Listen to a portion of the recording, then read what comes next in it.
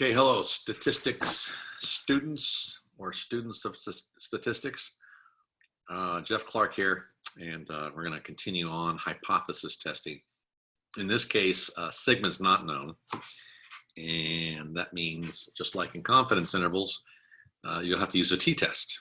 Sigma is not known, so the best you got is the sample size, and the x-bar from that, the sample mean, and the sample standard deviation as well. Or you might have raw data and you'll have to create a list and see what you get. But everything else remains the same. The concept remains the same. So let's take a look. I'll share my screen.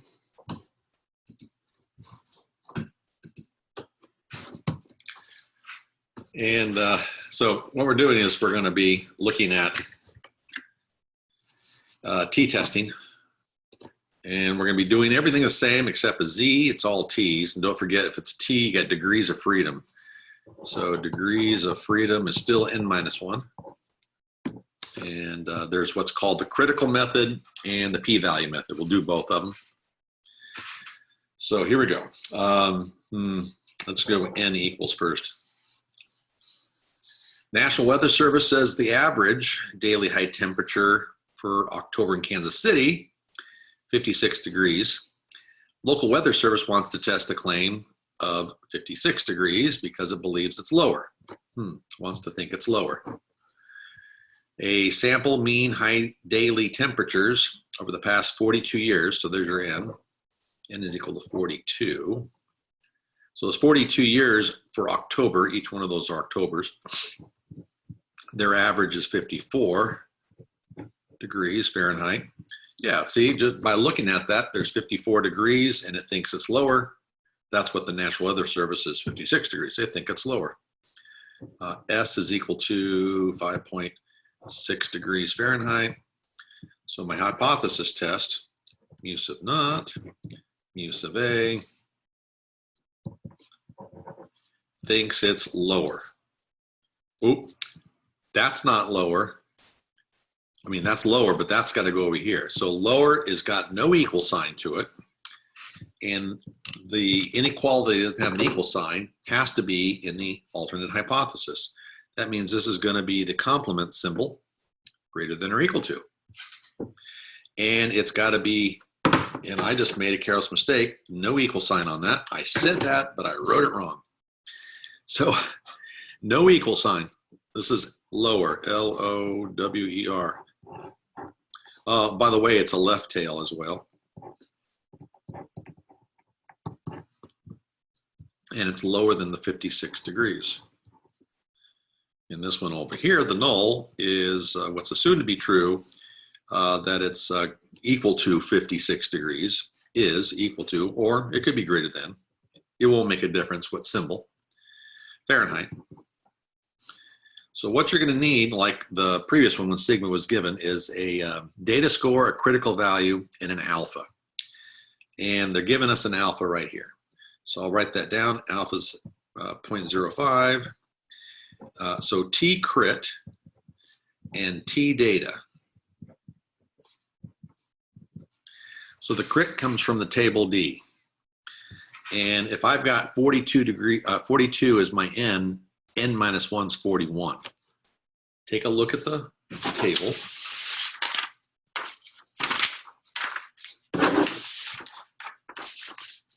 Okay, it's a one tail. Remember one tail? Less thans or greater thans, these are all one tail. One tail, 0.05 right here. And I'm going down to where I get 41. Well, guess what? I don't have a 41 on this table. The closest I get is 40. So pick the closest. So again, one tail, 0.05. I'm going to pick 1.684. 1.684. 1.684. And because it's a left tail, this has to be negative on the number line. So it would look like this. Here's 0, 1, 2, 3. This is -1, -2, -3. And right about here is your critical or crit. And shade to the left, it's a one tail left. This is the rejection region.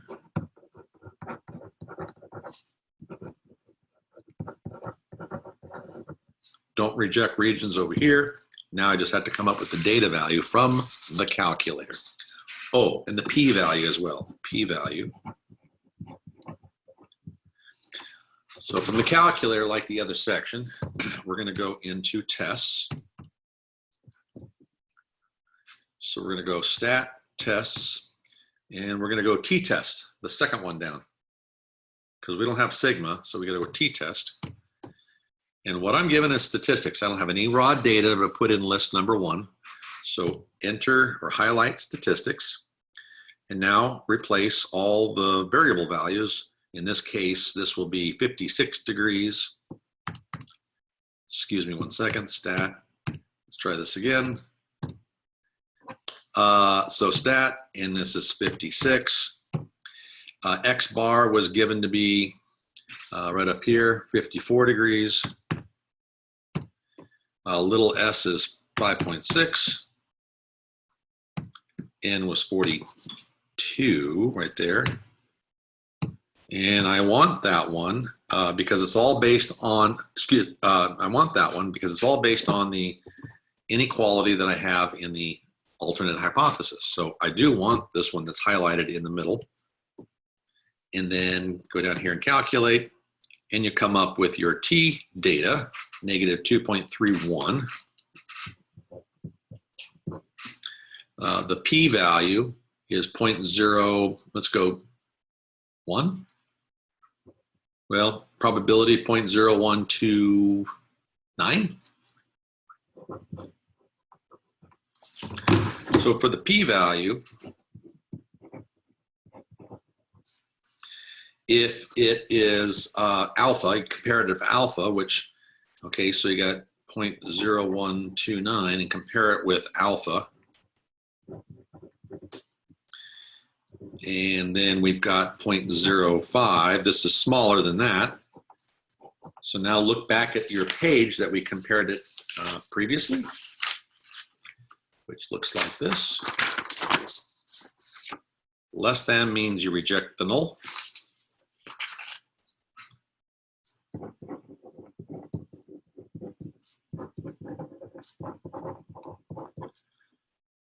And also look at the data value that's in the rejection region. It's right here. So it also confirms reject the null.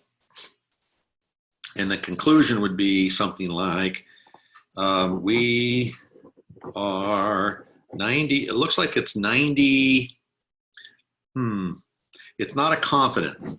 So that's my alpha. It's not a confidence interval. We would say something like, we reject the null, so we throw this away, and we embrace this. That looks like that's what I was hoping for, which was my claim, that there's enough evidence to support the claim that it's less than 56 degrees. So there's enough evidence to determine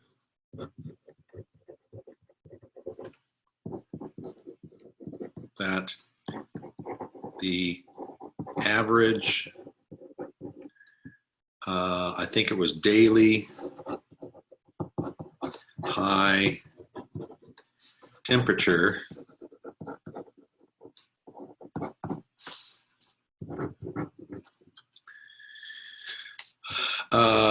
for October in Kansas City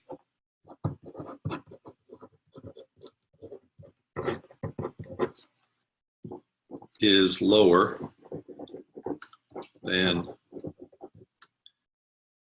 the Weather Service's 56 degrees.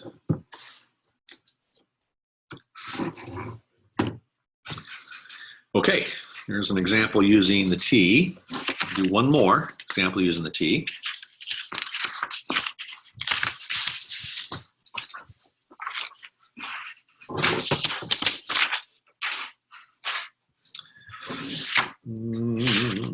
let's flip the page so we can do one with raw data. Let's flip the page so I can do raw data right here. Now, raw data, by the way, the last problem I was able to do it because it was n was greater than 30. Remember that? That's the threshold to see if it's approximately normal. Let's see, 1, 2, 3, 4, 5, 6. Okay, it's not even enough to be up to close to 30. So what we have to do is see if this produces a probability dot plot that's sort of straight, and that would determine if we can move forward if it's approximately normal. So we're going to remember how to do this. I'll show you. And there's 12 of them, so n is equal to 12, by the way. And so I'm going to go into stat. I'm going to go edit, get rid of all this junk. And now I'm going to input all this. Now what I'm inputting is the information is a light bulb manufacturer. They advertise that the average life for the light bulbs is 900 hours. You see the word is? That's the equals. That is equals. And so your symbols you're going to have is equals, not equals. This is going to be a two-tail one. We'll come back to that in a moment. So n is 12. And here, let's put in our data. I'll go from top left to right, bottom left to right.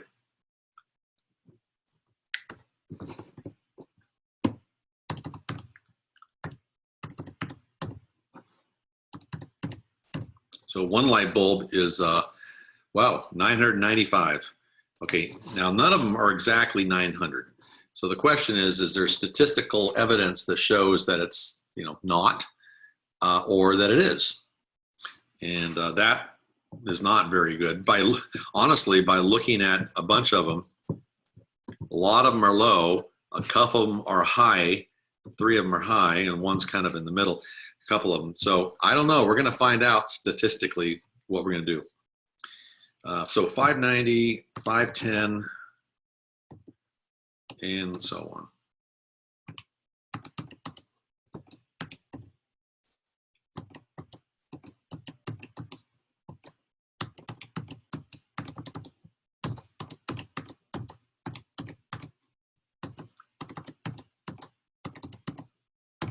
Okay, as long as I haven't made a careless mistake typing it in, which I have 12, then what I'm going to do is my dot plot again. So I end up going zoom 9 at this place, zoom 9, and see what the dot plot looks like.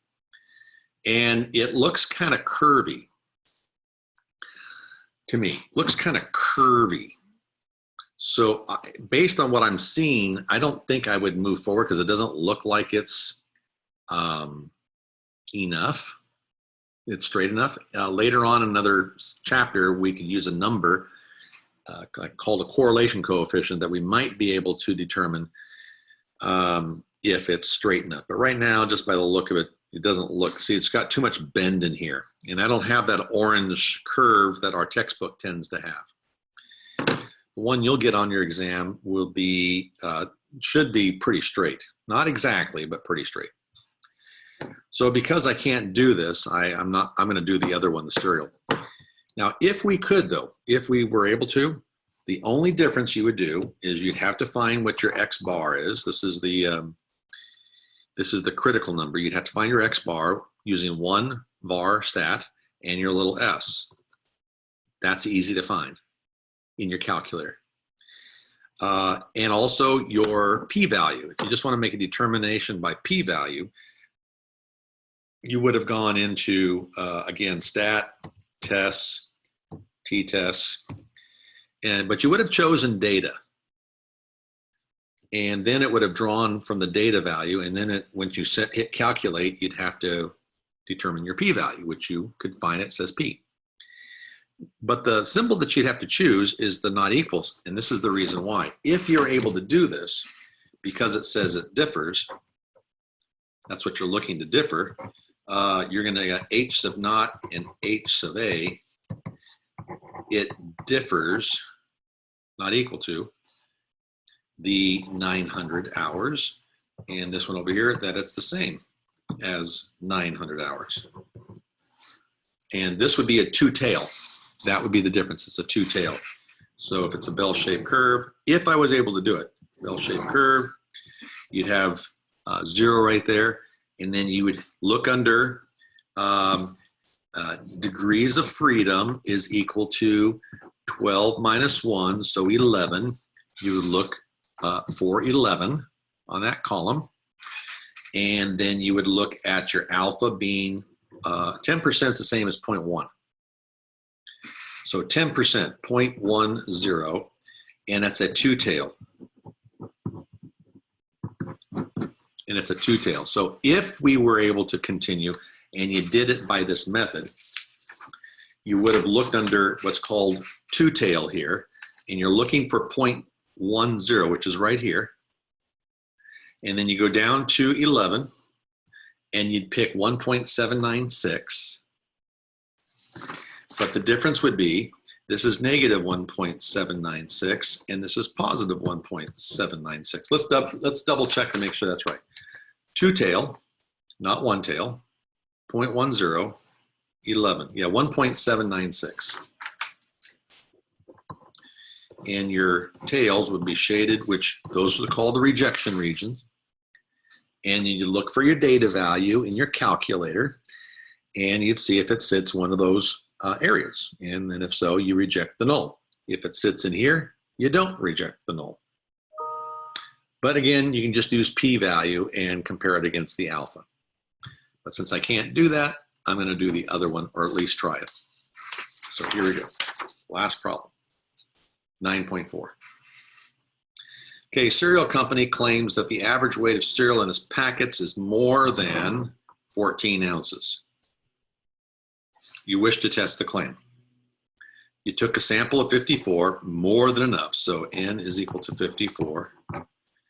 And you found that the 54 had an average weight of 14.5 ounces. It looks like it's more than, that's true. X bar is equal to 14.5 ounces. But maybe that's just, you got lucky with the 54 boxes to be that average. And let's see, the standard deviation of that little s is equal to 0.8 ounces. And so we're going to go h sub naught, h sub a. This is mu, and more than would be that symbol, no equal sign, and that's 14. This is less than or equal to 14 ounces. You do your bell-shaped curve. Here's 0, 1, 2, 3. This is a right tail right here, right tail, because it's shading right.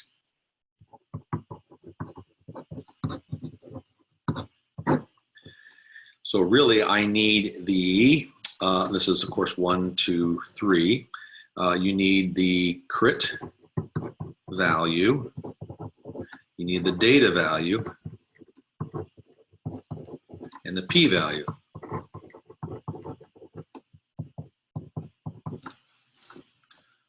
And so critical value is coming from the table. All right, so this is a one tail, and alpha is 0.01. Alpha is 0.01. One tail, alpha is 0.01. One tail, alpha is 0.01 right here. And then our degrees of freedom, n minus 1, turns out to be 53. Well, 53 is not on here. The closest is going to be 50. So I'm going to pick the 50 and go all the way to the column. That's 0.01 for a one tail, which would be right here. 2.403 is what I'm seeing. 2.403. Since it's a right tail, I'm going to go right. It would be a positive 2.403. 2.403. The data and the p-value comes from the calculator. And you go t-test because sigma is not given. And you're going to use statistics, not the raw data, statistics. And you're going to type in the information that you had. So here I've got 14 ounces. That's 14. X bar turns out to be 14.5 ounces here. And little s is 0.8. N was determined to be 54. And I want that symbol right there. That's the greater than. That comes from over here, the greater than. Right there. Go down and hit calculate. All right, I get 4.59. 4.59. And the p-value, well, that's scientific notation, so take the decimal and move it to the left, because it's negative, to the left 5 places. So I get 0.1234, and then 1, maybe 4. So I'm going to move that to the left 4 places, which means I'm going to include or insert 4 zeros. Move to the left 5 places, my mistake, but include 4 zeros before the 1. And gosh, this looks super small. Matter of fact, 4.59, you see how it's sitting way over here?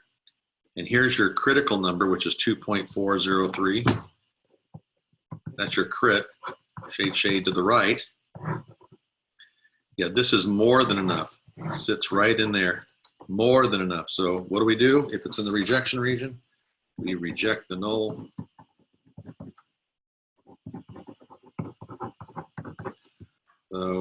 So what are we rejecting? We reject this, and this is what we're seeing that the manufacturer said there's more than 14 ounces. So reject the null. Looks like enough evidence to support the cereal company's claim.